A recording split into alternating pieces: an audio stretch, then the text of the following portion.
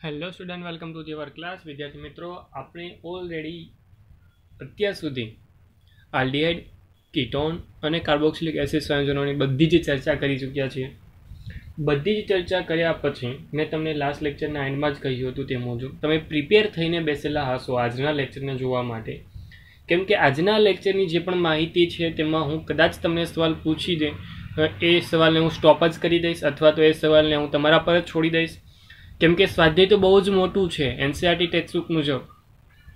તો એ આખું જ સ્વાધ્યાય તમારે એકવાર સોલ્વ કરવું પડશે વિધિન અમુક દિવસોની અંદર, અથવા તો એમ કહીશ કે ધીમે ધીમે એને સોલ્વ કરશો, પરંતુ સોલ્વ કરેલું હોવું જરૂરી છે. અને ચેપ્ટર પૂર્ણ થવાની સાથે તમે સોલ્વ કરી દો એવી જ હું એક આશા રાખું છું કે જેને કારણે તમારું જે પણ રિવિઝન છે યોગ્ય રિવિઝન પણ તમારા માટે પૂર્ણ થાય. ચાલો, હું આજના લેક્ચરમાં અલગ અલગ સવાલ હું બોલીશ અથવા તો તમારી સાપેક્ષ રજૂ કરીશ, અને એ સવાલ બોલ્યા પછી અથવા તો મારા રજૂ કર્યા પછી હું યોગ્ય રીતે સોલ્વ પણ કરાવીશ. ઓકે, ચાલો, મારો પહેલો સવાલ છે કે સ્ટીફ બેઝ શું છે. ફરી એકવાર બોલું છું, સ્ટીફ બેઝ શું છે તેની ફોર્મ્યુલા જણાવો, તેને પ્રિપેરેશન જણાવો. હું ફક્ત ફોર્મ્યુલા જણાવીશ, પ્રિપેરેશન તમારે જાતે તૈયાર કરવી પડશે. ચાલો, કદાચ આ બધી વસ્તુ આવી જ ગઈ છે એટલે મારે કોઈ ચિંતાની જરૂર તો છે જ નહીં, પરંતુ ફક્ત યાદ કરાવવા માગું છું કેમ કે રિવિઝનના ભાગના સંદર્ભમાં હું કામકાજ કરીશ આજના લેક્ચરમાં. સી ડબલ બંધ એન અને R1 R2 R3ના સંદર્ભમાં આપણું કોષ્ટક આખું જોયું હતું, યાદ તો છે ને તમને? એ કોષ્ટકના સંદર્ભમાં તમે વિચારી શકો છો અને તે કોષ્ટકને ધ્યાનમાં લઈને તમે સ્ટીફ બેઝને બનાવી પણ શકો છો. એટલે મેં તમને ફક્ત યાદ કરાવ્યું. ફક્ત યાદ કરાવવાનો મતલબ એવો જ છે મારો કે જેને કારણે તમે તેનું રિવિઝન કરી શકો. ઓકે, ચાલો, મારો બીજો સવાલ કે જે થોડોક હવે અટપટો છે પણ એનસીઆરટી ટેક્સ્ટબુકમાંથી જ મેં તમારો ઉપાડેલો છે. સવાલ એવો છે કે તમારી સાપેક્ષ હું 2 બંધારણ રજૂ કરું છું અને એ 2 બંધારણને લક્ષીને તમારે મને જણાવવાનું છે કે રાસાયણિક પ્રક્રિયાઓ અથવા તો રાસાયણિક કસોટીઓ દ્વારા તે બંને કઈ રીતે અલગ છે અથવા તો અલગ કઈ રીતે આપણે જાણી શકીએ છીએ તેના પરથી ડિપેન્ડેન્ટ મારો સવાલ છે. ઓકે, તો હું તમને 2 સંયોજન આપું છું. 2 સંયોજનના સંદર્ભમાં હું તમને 2 સંયોજન આપું છું. પહેલું સંયોજન છે એસિટોફિનોન, ફિનોન છે. ઓકે, ખાસ કાળજીપૂર્વક જોજો, સમજજો. અને બીજું છે બેન્ઝોફિનોન. આ 2 સવાલના સંદર્ભમાં મેં તમને સ્ટ્રક્ચરો આપીએ. પહેલા તો સ્ટ્રક્ચર દોરતા આવડતા હોવા જોઈએ, બંધારણ દોરતા આવડતા હોવા જોઈએ. મારો સવાલ ફરી એકવાર ક્લિયર શબ્દ સાથે સાંભળી લેજો. આ સંયોજન આપ્યા છે તેમાં વિભેદન કરવા માટે, મતલબમાં તેને અલગ પાડવા માટે સાદી રાસાયણિક કસોટીઓ દ્વારા તમારે પુરવાર કરવાનું છે. દેટ મીન્સ કે તમને સમજ હોવી જોઈએ કે આ બંને કઈ રીતે અલગ પડી શકે. ઓકે, ચાલો જણાવો. કઈ એક પ્રક્રિયા એવી છે કે જે એક આપે છે બીજો નથી આપતો? ફરી એકવાર મારો સવાલના જવાબના ભાગ સ્વરૂપે દોહરાવી રહ્યો છું કે કોઈ એક પ્રક્રિયા એવી વિચારો કે જે એક આપે છે એક નથી આપતું. વિચારો તો એ પ્રક્રિયા છે આયોડોફોર્મ. કઈ પ્રક્રિયા છે? કેમ કે મને ખબર છે, કેમ કે મેં આખી સ્ટડી કરાવેલું છે. કદાચ તમે રીડિંગ નથી કર્યું તો કદાચ તમને સમજ નહીં હોય, પરંતુ મને સમજ છે એટલે હું ડાયરેક્ટ તમને જવાબ કહી શકું છું. આયોડોફોર્મ કઈ રીતે એ પણ તમારા સંદર્ભમાં હું તમને સમજાવી દઉં. સમજો કે તમારી પાસે C6H5 COCH3 છે, એસિટોફિનોન છે. તેની પ્રક્રિયા હું કરાવી દઉં NaOI સાથે. આયોડોફોર્મ બનાવવાની પ્રક્રિયા તો હોવી જોઈએ, એ તો કમ્પલસરી છે. તો C6H5COO Na બનશે, સાથે સાથે CHI3 અને સાથે સાથે 2 moles ઓફ NaOH રિલીઝ થાય છે. 3O અને કને 3 મૂકી તો પ્રક્રિયા સંતુલિત છે. તમને આયોડોફોર્મ નિપજ મળે છે અહીંયાથી. કઈ પ્રક્રિયાના સંદર્ભમાં? તો કે આયોડોફોર્મ, આ યલો પ્રેસિપિટેટ જેને આપણે કહીએ, પીળા અવક્ષેપ જેને બોલીએ, તે તમને અહીંયા મળે છે CHI3ના આયોડોફોર્મના. પરંતુ જ્યારે તમે આ જ process C6H5CO C6H5 that means કે બેન્ઝોફિનોનમાં કરવા જાઓ તો આયોડોફોર્મ મળતી નથી. હવે વિચારો કે આયોડોફોર્મ ન મળવા પાછળનું કારણ શું છે? અહીં એલો પ્રેસિપિટેટ મળતા જ નથી, નો પ્રેસિપિટેટ લખી દઉં છું. એટલે તો યાદ રાખવાનું છે વિદ્યાર્થી મિત્રો કે તમારી પાસે જે પણ સંયોજન છે કે તેની અંદર COCH3 હોય. કયો સમૂહ? COCH3. કીટોન સમૂહ છે અને સાથે CH3 છે. COCH3 હોય ત્યારે તમને મળે છે સરળતાથી આયોડોફોર્મ ટેસ્ટ. પરંતુ બીજા સંયોજનની અંદર તે નથી. ધેટ મીન્સ કે તે પ્રક્રિયા આપી શકતો નથી. આ એક સિમ્પલ પ્રોસેસ છે કે જેના દ્વારા તમે સરળતાથી જાણી શકો છો. સમજાયું? આઈ થિંક સો કે તમને આ બાબત સરળતાથી સમજાય છે. ચાલો, આના જેવા જ બાકીના 6 સવાલો છે, જેમાંથી આના પછી પણ 6 સવાલો છે એનસીઈઆરટી ટેક્સ્ટબુકમાં. હું આ સોલ્વ કરાવી રહ્યો છું. એ છે 12.30 અનુલક્ષીને સવાલો છે. ઓકે, જોતા જજો. એનસીઈઆરટી ટેક્સ્ટબુક તમારી પાસે ઓપન કરીને જોઈ લેજો. ચાલો, આની જેમ જ ફરી એકવાર બીજી એક રિએક્શન તમારી સાપેક્ષ રજૂ કરવા માંગીશ, અને એ રિએક્શન એટલે પેન્ટેન 2 ઓલ અને પેન્ટેન 3 ઓન. અમુક સવાલોના જવાબ તમારે જાતે જ પ્રિપેર કરવાના છે. હું તમને ફક્ત ને ફક્ત સમજ મેળવવા માટે આ વસ્તુ સોલ્વ કરાવી રહ્યો છું. બાકી બધી વસ્તુ તો તમે જાણો જ છો. પેન્ટેન 2 ઓન અને બીજું સંયોજન આપી રહ્યો છું તેની સાથે પેન્ટેન 3 ઓન. પહેલાં તો બંનેને બંધારણ દોરતા આવડતા હોવા જોઈએ. બંધારણ દોરતા જો તમને નથી આવડતા વિદ્યાર્થી મિત્રો, તો પણ તમે કદાચ કાચાસ ધરાવો છો, અને કચાશ પહેલાં તો તમારે દૂર કરવી જોઈએ. હવે પહેલાં તો સંયોજન બનાવી દો. CH3 CH2 CH2 C double બંધ O CH3. 5 કાર્બન હતા, બીજા પોઝિશન મેં મૂકી દીધો ઓન. Ketone on. એવી રીતે 3 પર CH3 CH2 C ડબલ બંધ O CH2 CH3. Pentane 5 carbon 3 પર ઓન, ત્રીજા પર ઓન, એટલે 1 2 3 4 5 એવી રીતે અહીંથી આપ. ઓકે, તો આ પેન્ટેન 2 ઓન છે, આ પેન્ટેન 3 ઓન છે. મેં આ પ્રક્રિયાને સમજાવી એટલા માટે જ મેં આ પ્રક્રિયા ઉપાડી લીધી, કેમ કે તેના પછીની પણ બહુ બધી પ્રક્રિયા મેં તમને કહી તે મુજબ છે. પરંતુ ફરી એકવાર એ જ કોન્સેપ્ટને સમજાવવા માટે કે જો આ બંને પ્રક્રિયાને અલગ પાડવી છે, તો ફરી એકવાર હું આ એવી પ્રક્રિયા ગોતીશ કે જેમાં COCH3 છે. તો સ્વાભાવિક છે કે બીજું કંઈ જ ન કરીશ, હું આયોડોફોર્મ ટેસ્ટ જ આપીશ. બંનેમાં હું આયોડોફોર્મ ટેસ્ટ આપીશ એટલે મને સમજ પડી જશે કે એક એલો પ્રેસિપિટેટ આપશે, એક એલો પ્રેસિપિટેટ આપશે નહીં. તો પ્રક્રિયાને યોગ્ય રીતે દોહરાવી દઉં, પ્રક્રિયાને યોગ્ય રીતે કરાવી દઉં. આના પછીની પણ જેટલી પણ પ્રક્રિયાઓ છે 12.30 એ બધી જ પ્રક્રિયાઓ તમારે સોલ્વ કરવાની છે. અને જો સોલ્વ નથી કરતા તો હું ચોક્કસ કહીશ કે તમે ફક્ત થિયરી કરીને બેસી જવાથી તમારું કોઈ જ કલ્યાણ થવાનું નથી. ઓકે, આ એને સાથે મળે છે CHI3, સાથે મળે છે 2 મોલ ઓફ NaOH. આના મળશે તમને યલો પ્રેસિપિટેટ. ક્લિયર? તો આમ ફાઇનલી એક આખી પ્રોસેસ તૈયાર થતી હોય છે કે જે આયોડોફોર્મ મેં તમને સમજાવી. મેં તમને એક દ્રષ્ટાંતો આપવાના કોન્સેપ્ટ સાથે વાત કરી છે કે જેમાંથી તમે બે પ્રક્રિયકો તમને આપ્યા હોય તો બે પ્રક્રિયકો કઈ રીતે અલગ પડે છે તમને સમજ પડી જાય. ઓકે, ચાલો તો આગળ વધું.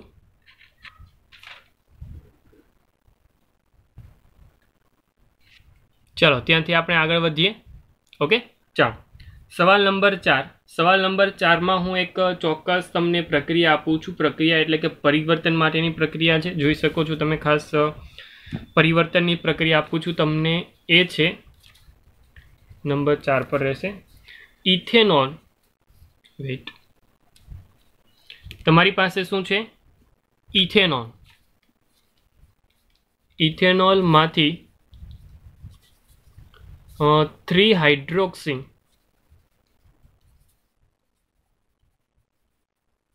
બ્યુટેનલ. ચાલો હું તમને આ પ્રોસેસ આપી દઉં કરવા માટે. તમને શું કહું છું, ફરી એકવાર ક્લિયર શબ્દમાં ક્લિયર બોલું જ છું કે તમારી સાપેક્ષ જે પણ પ્રોસેસ છે કે તેની અંદર તમારે ઇથેનોલ લેવાનું છે અને ઇથેનોલમાંથી તમારે બનાવવાનું છે 3 હાઇડ્રોક્સી બ્યુટેનાલ. પહેલાં તો તમને બંધારણ દોરતા આવડતું હોવું જોઈએ. પહેલાં વસ્તુ ક્લિયર મગજમાં બેસાડી દેજો. જો તમને બંધારણ દોરતા અથવા તો બંધારણમાં તમને સમજ નથી પડતી, તમે તેમાં જ કન્ફ્યુઝ છો, તો તમારા માટે તકલીફવાળું છે થોડું. એટલે પહેલાં તો બનાવો બ્યુટેનાલ અને 3 હાઇડ્રોક્સી બ્યુટેનાલ બનાવવાનું છે. ઓકે, ચાલો. બ્યુટેનાલ એટલે કે 4 કાર્બન, ત્રીજા પર હાઇડ્રોક્સી એટલે કે OH સમૂહ છે. ચાલો મૂકી દો CH3 CH CH2, બ્યુટેનાલ છે CHO, ત્રીજા પર એટલે કે 1 2 3, આ ત્રીજા પર મૂકી દો OH. કેમાંથી બનાવવાનું છે કે ઇથેનોલમાંથી. ઇથેનોલ એટલે કે CH3 CH2 OH. ચાલો આમાંથી આ બનાવવાનું છે. જોઈ શકો છો પહેલાં તો કાર્બનની સંખ્યા 2 ગણી થઈ ગઈ છે. તમારી પાસે આલ્કોહોલ છે અને બની રહ્યું છે આલ્કોહોલ અને આલ્ડિહાઇડ સંયોજનોની અંદર રૂપાંતર પામી રહ્યું છે.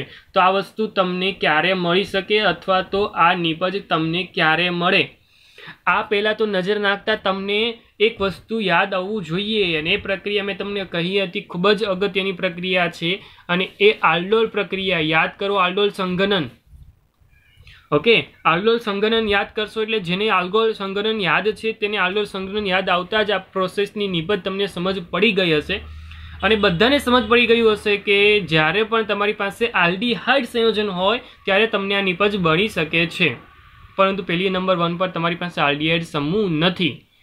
ઓકે, આલ્ડોલ સંઘનન કરવા માટે તમારે આલ્ડીહાઇડ સમૂહ જોતું હોય. આલ્ડીહાઇડ સમૂહ તરીકે 1 2 3 4 કાર્બન છે, એટલા માટે હું 2 કાર્બનવાળો એક આલ્ડીહાઇડ લઈ લઉં અને એ તૈયાર થશે CH3 CHO. તો તમારે આમાંથી આ બનાવો અને આમાંથી આ સરળતાથી બની જશે. ક્લિયર? સમજાયું? ચાલો બનાવીએ કે જેને કારણે તમને પણ સમજ આવી જાય થોડીક. સમજો કે તમારી પાસે CH2 OH છે અને તેમાંથી બનાવવાનું છે CH3 CHO. તો કઈ પ્રોસેસ કરવી પડશે? ઓક્સિડેશન. ઓક્સિડેશન કરતાં મૂકી દઉં ક્રોમિક એસિડ. ઓકે, ચાલો હવે આની પ્રક્રિયા કરાવીએ ક્રોસ આલ્ડોલ, અથવા એમ કહી દઉં કે ઇંગ્લિશમાં આલ્ડોલ કન્ડેન્સેશન.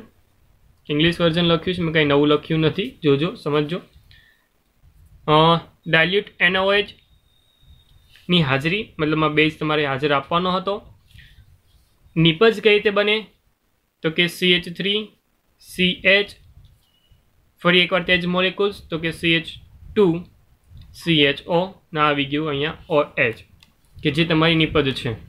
ફરી એકવાર વિદ્યાર્થી મિત્રો પુનરાવર્તનના ભાગ સ્વરૂપે અને તમારો થોડુંક દિમાગ ખોલે તે રીતે હું તમને આ વસ્તુ સમજાવવા માગું છું, પરંતુ તેના નોલેજની ક્લિયરન્સ તમારા માઇન્ડમાં તમારા લોજિક દ્વારા અથવા તો તમારા રીડિંગ દ્વારા પરફેક્ટ રીતે સેટ થશે. હું જે કહી રહ્યો છું કદાચ એ મારા લોજિક પ્રમાણે સરળ છે, પરંતુ તમારા લોજિક પ્રમાણે એટલું જ હાર્ડ હશે. એનું નાનું રીઝન એ છે કે મને જો એ કોન્સેપ્ટ યાદ છે તો તમારે પહેલાં કોન્સેપ્ટ યાદ રાખવો પડશે કે કઈ વસ્તુમાંથી કઈ રીતે કઈ બીજી વસ્તુ બને છે. ઓકે, મેં તમને કહ્યું તે મુજબ તમારી પાસે નિપજ જોવાની સાથે તમને સમજ પડતી હોવી જોઈએ કે અહીંયા આલ્ડીહાઇડ તમારી પાસે હોવો જોઈએ. આલ્ડીહાઇડ હોય તો આ નિપજ બને, અને આલ્ડીહાઇડ સ્વાભાવિક છે કે આમાંથી બનાવવો હોય તો સ્વાભાવિક તમારે ઓક્સિડેશન કરવું પડે. તો પહેલું સ્ટેપ આપણે ઓક્સિડેશનનું આપ્યું અને ત્યારબાદ સંઘનન પ્રક્રિયા આપી દીધી. ઓકે, આલ્ડોલ સંઘનન જે આપણે વાત કરી તે મુજબ.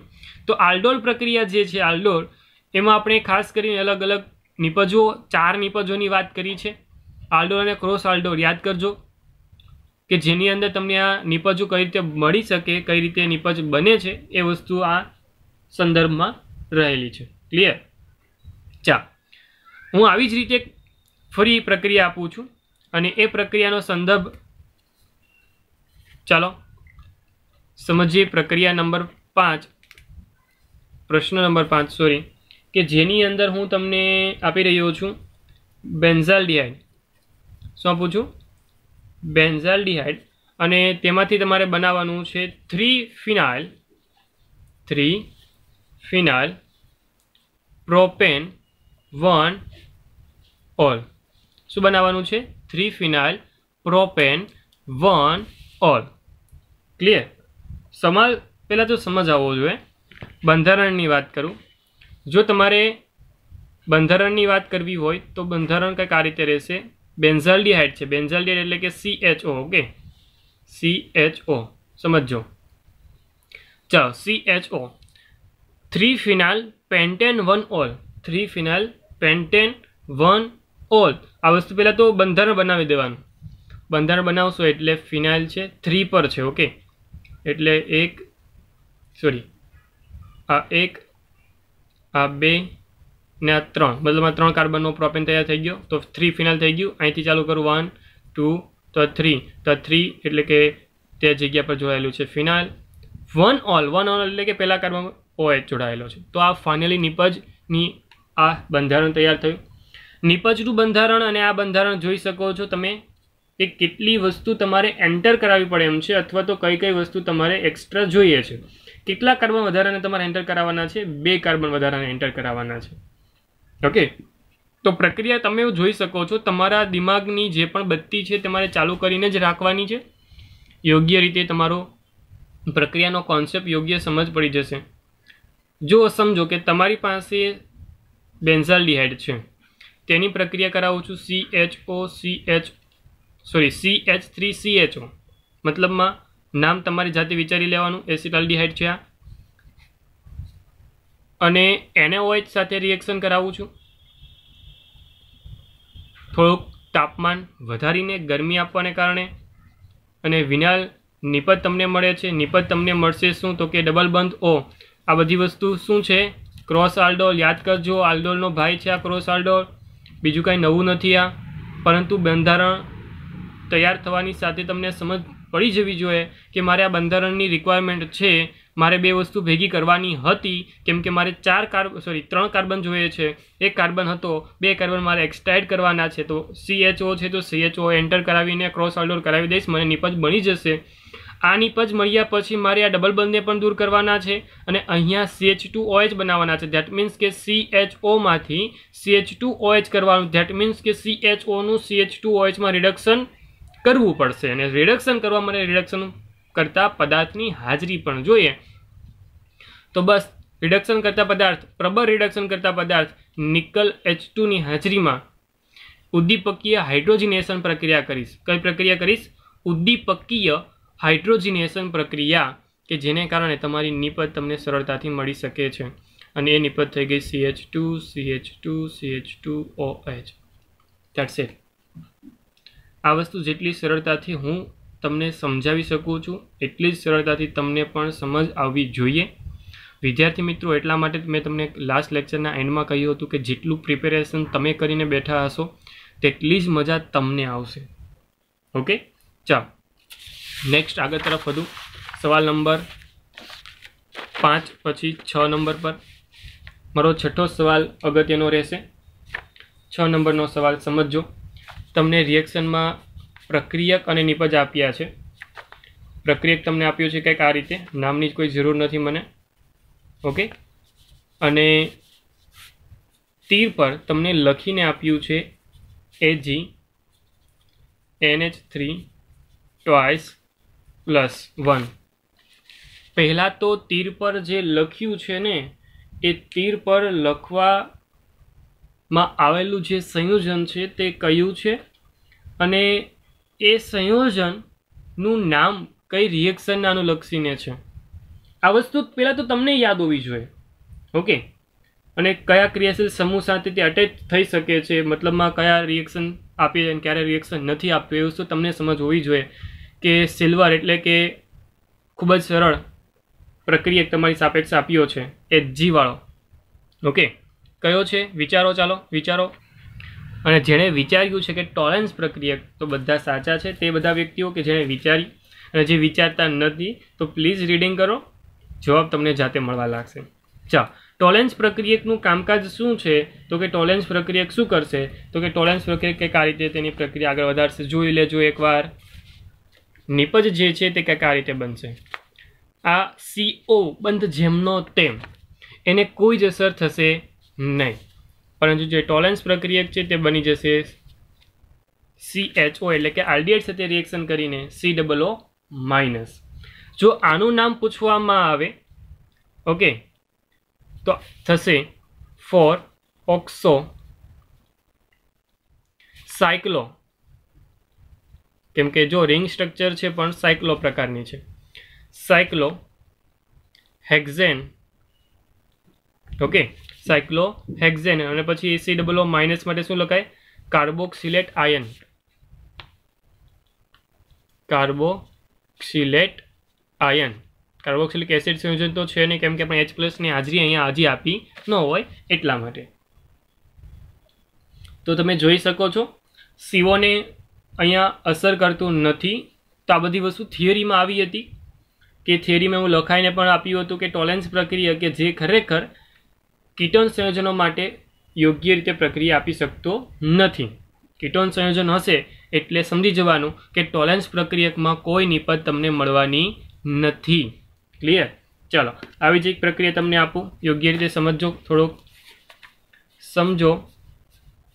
તમને ફરી એકવાર રિંગ સ્ટ્રક્ચર આપ્યું છે, અહીંયા OH આપ્યું છે. શું આપ્યું છે? OH.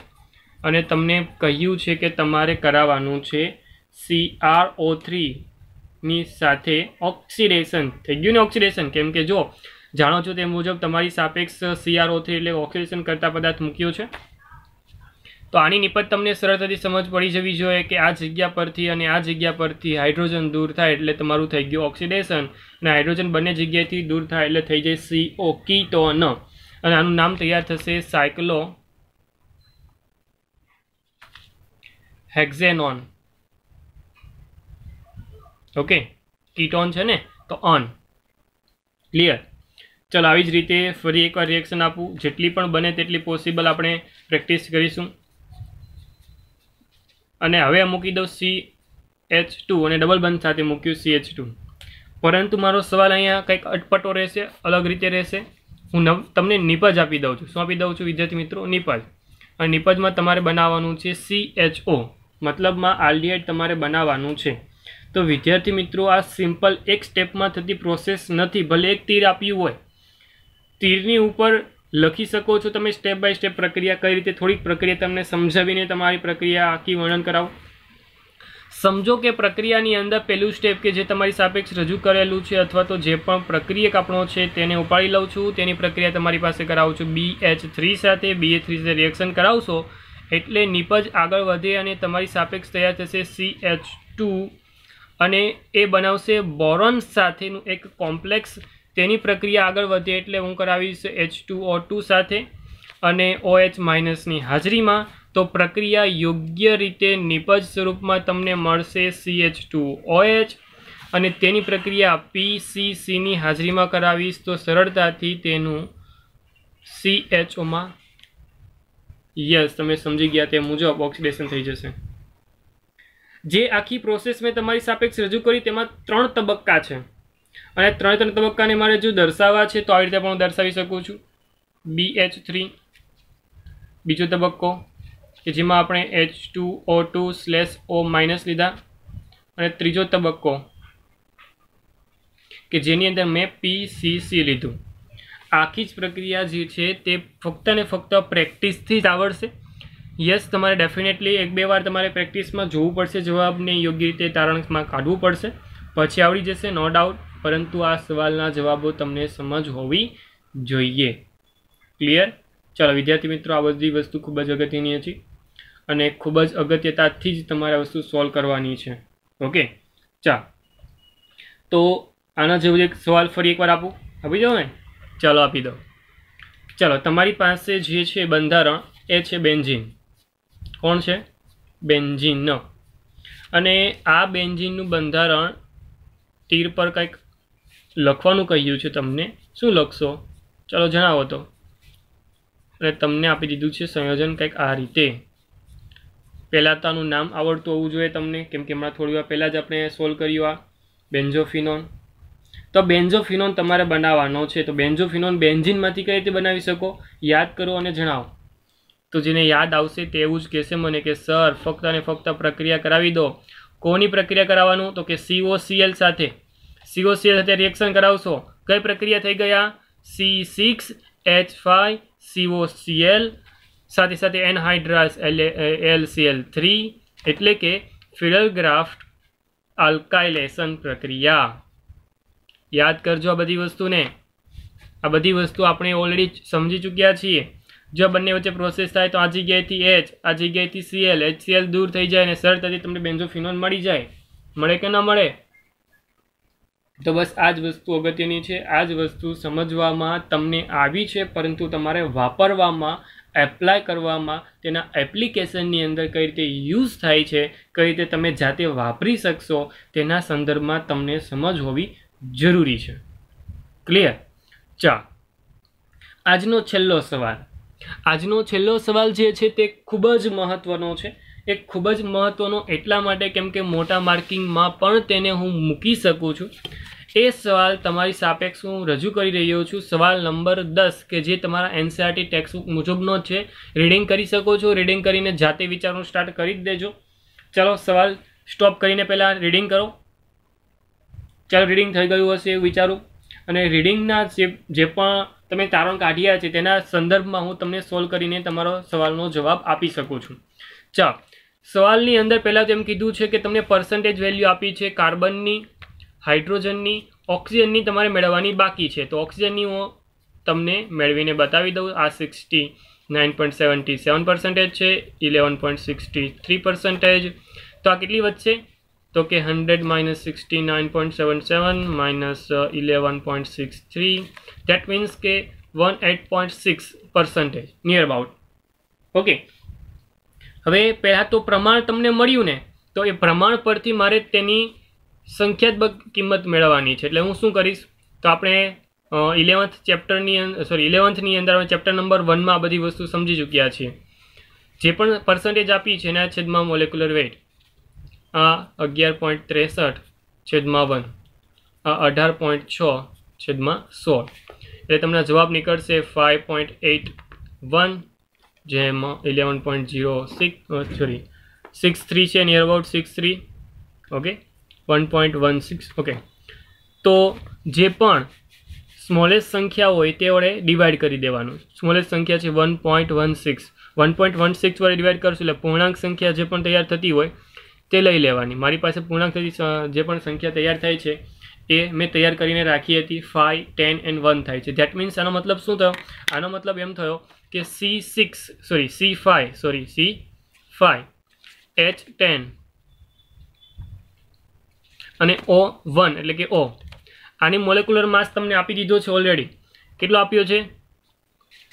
86. જોઈ લેવાનું, એકવાર ચેક કરી લેવાનું કે કદાચ તમારો જવાબ જો ભૂલમાંથી ખોટો છે તો તમને ત્યાં સીધું જ ખબર પડી જશે કે તે ખોટી વસ્તુ છે.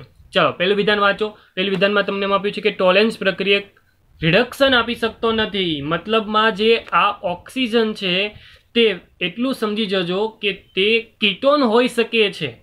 કેમ કે ટોલેન્સ પ્રક્રિયક હોય, હમણાં જ આપણે વાત કરી ને, જો આ પ્રક્રિયામાં જ વાત કરી કે ટોલેન્સ પ્રક્રિયક તમને આપ્યો હોય અને કીટોન જેમનો જેમ હોય, એટલે આપણે સમજી જવાનું છે કે અહીંયા કે તમારી પાસે ટોલેન્સ પ્રક્રિયક છે પરંતુ તે નિપજ આપી શકતો નથી, રિડક્શન આપી શકતો નથી. ધેટ મીન્સ કે તમારી પાસે કીટોન સમૂહ હાજર હોવો જોઈએ. પરંતુ જો લખ્યું છે કે તમારી સાપેક્ષ અહીંયા સોડિયમ હાઇડ્રોજન સલ્ફેટ એટલે કે NaHSO3 કે જે યોગશીલ સંયોજન બનાવી શકે છે. ચાલો મતલબ કીટોન પાક્કો થઈ ગયો કેમ કે કીટોન એ વસ્તુ બનાવી શકે છે. ઓકે, એટલે એ વસ્તુ પોસિબલ છે.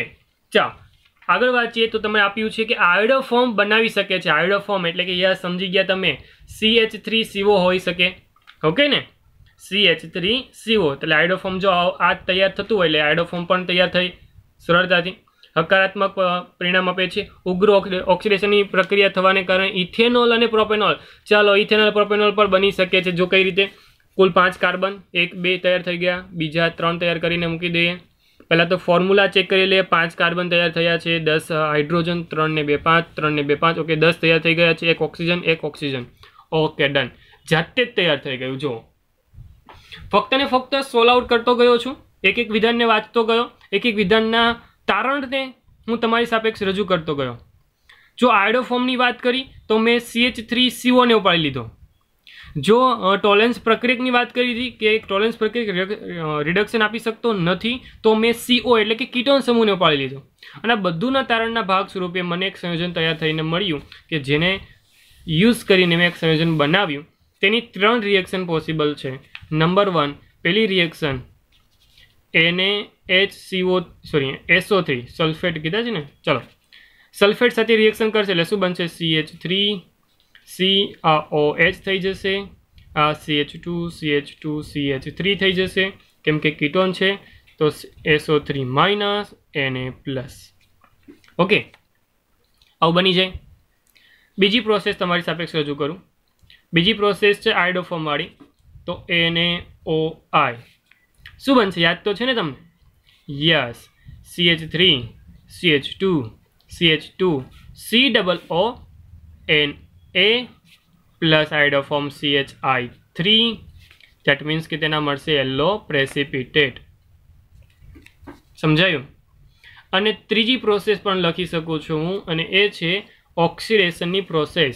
ઓક્સિડેશન કરાવી દઉં, ઓક્સિજનની હાજરી આપી દઉં તો તમને મળે છે CH3 COOH અને બીજું મળે છે પ્રોપેનોઇક એસિડ. પ્રોપેનોઇક એસિડ એટલે કે CH3 CH2 COOH.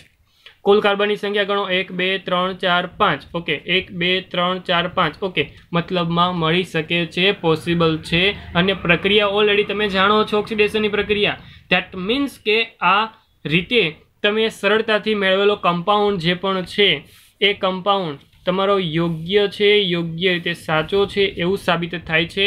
આપણું જે માર્કિંગ હશે તે યોગ્ય પ્રક્રિયા દર્શાવીને લખવા પર રહેલું છે. ધેટ મીન્સ કે જો તમે પ્રક્રિયા દર્શાવશો સાથે આ સ્ટ્રક્ચર દર્શાવશો તો તમને જે પણ મોટા માર્કિંગમાં સવાલ પૂછાયો છે એના માર્ક તમને બેઠા મળી શકે છે, બેઠા મળી જ જશે.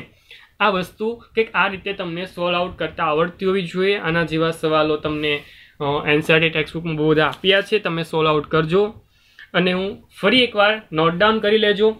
12.7 કે જેમાં ખૂબ જ અગત્યની બાબતો આપી દીધી છે. 12.7 પછી 12.6 પણ રહેલું છે. 12.8 ચલો નોટ ડાઉન હું પણ કરતો જાઉં કે જેને કારણે તમે સરળતાથી જોતા જાઓ. 12.6 12.7 12.8 એન્ડ ધેન 12.10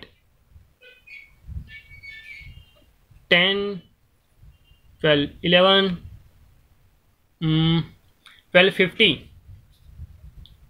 તે 30 તો મેં તમને કહ્યું જ છે. 12.50 એન્ડ ધેન 12.70 યસ ઓલ્સો જે મેં તમને કરાવ્યો છે તે 12.90 છે. ઓકે, આવી રીતે તમારી સાપેક્ષ જેટલી પણ રેન્જમાં મેં તમને સવાલ મૂક્યા છે આ સવાલો એનસીઈઆરટી ટેક્સ્ટબુકમાંથી એઝ અ હોમવર્કના ભાગ સ્વરૂપે તમારે જાતે પ્રિપેર કરવાના છે. ઓકે, અને જાતે પ્રિપેર કરવા માટે એટલા માટે આપું છું કેમ કે જેટલું તમે જાતે વિચારશો એટલી તમારી થિયરી લોજિકલ રીતે તૈયાર થશે. તમને વિચારતા આવડશે, તમને પ્રક્રિયા યુઝ કરતા આવડશે. બાકી તમને પ્રક્રિયા રાસાયણિક પ્રક્રિયાના સંદર્ભમાં અથવા તો બનાવટના સંદર્ભમાં તમે થિયરી બિટવીનમાં વાંચી હશે, તમને યાદ પણ હશે, પણ તમને વાપરતા નહીં આવડે. તો આ વાપરતા શીખવું છે, વાપરવામાં કઈ રીતે યુઝ થાય તે રીતે શીખવું છે. તો વિદ્યાર્થી મિત્રો આજના લેક્ચરમાં બસ એટલું જ. આ જ લેક્ચર સાથે આ ટોપિકો સાથે આજનો આ લેક્ચર કે જે કાર્બોક્સિલિક એસિડ, આલ્ડિહાઇડ અને કીટોનને યોગ્ય સાથે રાખીને સંપૂર્ણ રીતે પૂર્ણ થાય છે અને હું ચેપ્ટરને પૂર્ણાવર્તી જાહેર કરું છું. તો વિદ્યાર્થી મિત્રો ખાસ નમ્ર રિક્વેસ્ટ છે કે જેટલા પણ એક્ઝામ્પલ ખાસ કરીને આપ્યા છે સવાલોના સંદર્ભમાં સ્વાધ્યાયની અંદર તે નોટ ડાઉન કરો, જાતે સોલ્વ કરો. જો પ્રોબ્લેમ હોય તો મને પણ પૂછો, હું તમને ચોક્કસ ડેફિનેટલી આન્સર આપીશ. અને વિદ્યાર્થી મિત્રો જેટલો પણ પોસિબલ હોય તેટલું બધું જ કરો. ક્લિયર? ચાલો વિદ્યાર્થી મિત્રો તમે મને કોમેન્ટમાં અથવા તો ડાયરેક્ટ સંપર્ક કરીને તમારા સવાલોના જવાબો મારી પાસે મેળવી શકો છો. પરંતુ જેટલું તમે કરો તેટલું બેસ્ટ, જેટલી પ્રિપેરેશન કરો તેટલી ઓછી. તો વિદ્યાર્થી મિત્રો બેસ્ટ ટ્રાય કરો, મારી બેસ્ટ વિશિસ તમારી સાથે છે. તો વિદ્યાર્થી મિત્રો ફરી એકવાર મળીશું નેક્સ્ટ ચેપ્ટર સાથે. ત્યાં સુધી મને રજા આપો. હું છું તમારો મેન્ટોર શિક્ષક Himanshu Sardara sir. Thank you so much.